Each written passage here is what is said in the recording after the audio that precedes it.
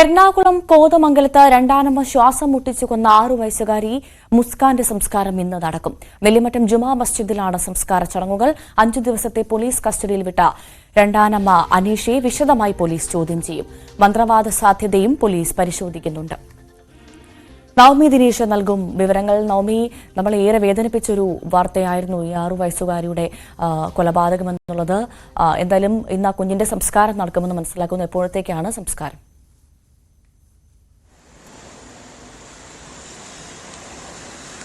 ഭവ്യ, രാവിലെ തന്നെ സംസ്കാരം നടക്കുമെന്നാണ് നമുക്ക് അറിയാൻ സാധിക്കുന്നത്. ഇതിൽ പ്രതിയാക്കപ്പെട്ടിരിക്കുന്നത് ഈ കുട്ടിയുടെ രണ്ടാനമ്മയാണ്. ഇവർക്ക് അനീഷ.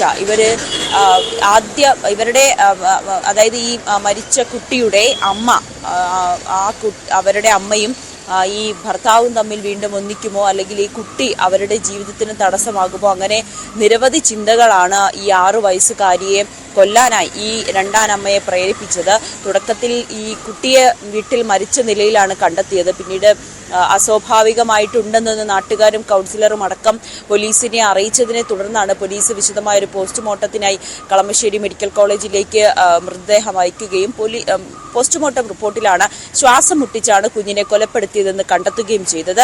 പക്ഷെ അപ്പോഴും ഈ കുട്ടിയുടെ അച്ഛനും രണ്ടാനമ്മയും ഒപ്പം മറ്റൊരു വ്യക്തിയും പോലീസിന്റെ കസ്റ്റഡിയിലായിരുന്നു. വിശദമായ ചോദ്യം ചെയ്യലിനൊടുവിലാണ് കുട്ടിയുടെ രണ്ടാനമ്മയ്ക്ക് മാത്രമാണ് ഈ കൊലപാതകത്തിൽ പങ്കെന്ന് പോലീസിനെ കണ്ടെത്താൻ കഴിഞ്ഞത്.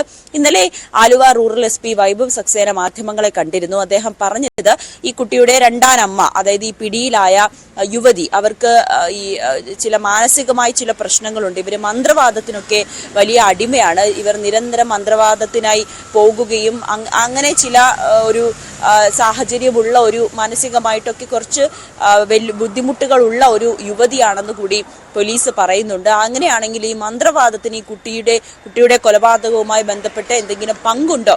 എന്തിനാണ് ഈ പെൺകുട്ടിയെ ഇങ്ങനെ കൊന്നത്? അങ്ങനെ നിരവധി ചോദ്യങ്ങൾ ബാക്കിയാകുന്നുണ്ട്. ഇതിന്റെയൊക്കെ അന്വേഷണം നടക്കുന്നുണ്ട്. എന്തായാലും 5 ദിവസത്തെ പോലീസ് കസ്റ്റഡിയിലേക്ക് വിട്ടിരിക്കുകയാണ്. നവമി, തുടക്കത്തിൽ പ്രധാനമായും പോലീസ് തന്നെ പറഞ്ഞത് മുന്നോട്ടുള്ള, അതായത് ഈ രണ്ടാനമ്മയുടെ വാക്കുകളിൽ നിന്ന്, മൊഴിയിൽ നിന്ന് മനസ്സിലാക്കാൻ സാധിച്ചത് മുന്നോട്ടുള്ള ജീവിതത്തിൽ ഈ കുഞ്ഞ് തടസ്സമാകും എന്നതിന്റെ പശ്ചാത്തലത്തിൽ, അല്ലെങ്കിൽ എന്ന ചിന്തയാണ് കൊലപാതകത്തിലേക്ക് നയിച്ചത് എന്നായിരുന്നു തുടക്കത്തിൽ നമുക്ക് മനസ്സിലാക്കാൻ സാധിച്ചത്. അപ്പോൾ ഇപ്പോൾ പുറത്തുവരുന്ന വാർത്ത പോലീസ് തന്നെ പറഞ്ഞതനുസരിച്ച് അതുമാത്രമല്ല, ഇതിന് പിന്നിൽ മന്ത്രവാദവും ഉണ്ട് എന്നതിലേക്കാണോ കാര്യങ്ങൾ കൊണ്ടെത്തുന്നത്? ഇപ്പോൾ മനസ്സിലാക്കാൻ സാധിക്കുന്നതാണോ നവമി? അങ്ങനെയാണ് ഭവ്യ. ഇന്നലെ തന്നെ റൂറൽ SP ഇക്കാര്യം വ്യക്തമാക്കിയിരുന്നു. മന്ത്രവാദത്തിന്റെ ഒരു സാധ്യത തള്ളിക്കളയാൻ കഴിയില്ല. അതും വിശദമായി പരിശോധിക്കുന്നുണ്ട്. കാരണം ഈ രണ്ടാനമ്മയെ തുടക്ക സമയത്ത് ഈ കുട്ടിയുടെ മരണവുമായി ബന്ധപ്പെട്ട് രണ്ടാനമ്മയെയും അച്ഛനെയും സ്റ്റേഷനിൽ വിളിച്ചു വരുത്തിയ സമയത്തൊന്നും ഈ രണ്ടാനമ്മ തുടക്കത്തിൽ ഒന്നും തന്നെ പോലീസിനോട് വ്യക്തമാക്കിയിരുന്നില്ല.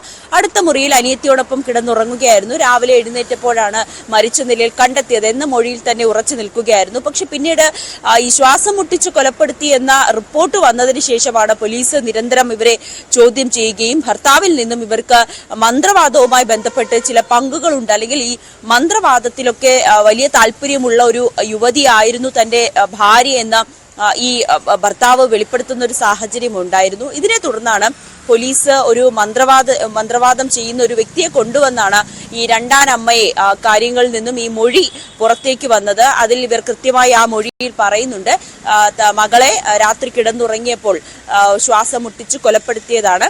അതിൽ തന്റെ ഭർത്താവിന്റെ ആദ്യ ഭാര്യയിലുള്ള കുട്ടിയാണ്. ഇത് ഞങ്ങളുടെ ബന്ധത്തിലെ ഏതെങ്കിലും വിധത്തിൽ തടസ്സമാകുമോ, ആദ്യ ഭാര്യയെ തിരക്കി ഭർത്താവ് പോകുമോ, അങ്ങനെയുള്ള സംശയങ്ങളാണ് ഈ കുഞ്ഞിനെ കൊലപ്പെടുത്താൻ പ്രേരിപ്പിച്ചതെന്ന് കൂടി പറയുന്നുണ്ട്.